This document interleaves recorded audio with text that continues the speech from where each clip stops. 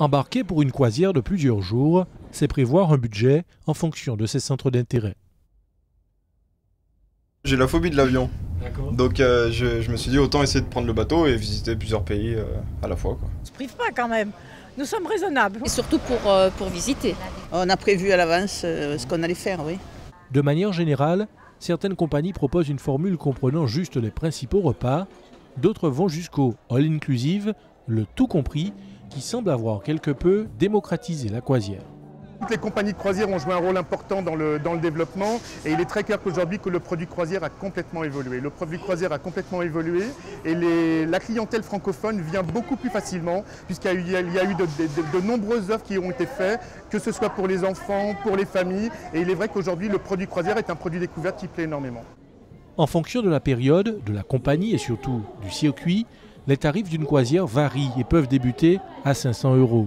L'appel du porte-monnaie arrive généralement à bord, sur la route des achats détaxés. Normalement, si vous allez à terre, il y a les taxes, mais chez nous, là, comme on est en mer, tout ça, c'est duty free, c'est haute taxe. Alors, ouais, c'est moins cher chez nous. D'accord. De combien à peu près c'est moins cher? Normalement, il faut mettre en 40%, c'est plus cher à terre. Ça dépend les modèles, tout ça. Le parcours des dépenses peut se poursuivre lors du choix des excursions en escale. Certains optent pour les circuits organisés par la compagnie, entre 20 et plus de 100 € parfois, un prix par personne. D'autres gèrent une fois à terre. On est venu pour visiter la ville, voir comment les gens vivent, comment ça se passe. S'il y a quelque chose qui fait envie, on le prend, mais non, on ne dépense pas beaucoup. Lors des escales, le temps est compté souvent. En quelques heures, difficile de faire des achats, juste quelques souvenirs pour les plus motivés.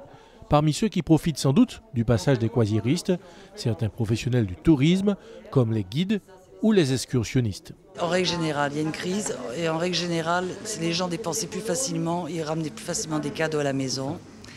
Et maintenant, ils font plus attention à ce qu'ils dépensent. Peut-être une bouteille, ça se divise en famille, les pâtes, ça peut se manger.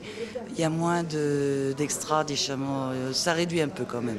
Au-delà du porte-monnaie, une autre réalité, celle de la découverte des cultures et autres richesses patrimoniales quelles qu'elles soient, et ça, pour certains, ça n'a pas de prix.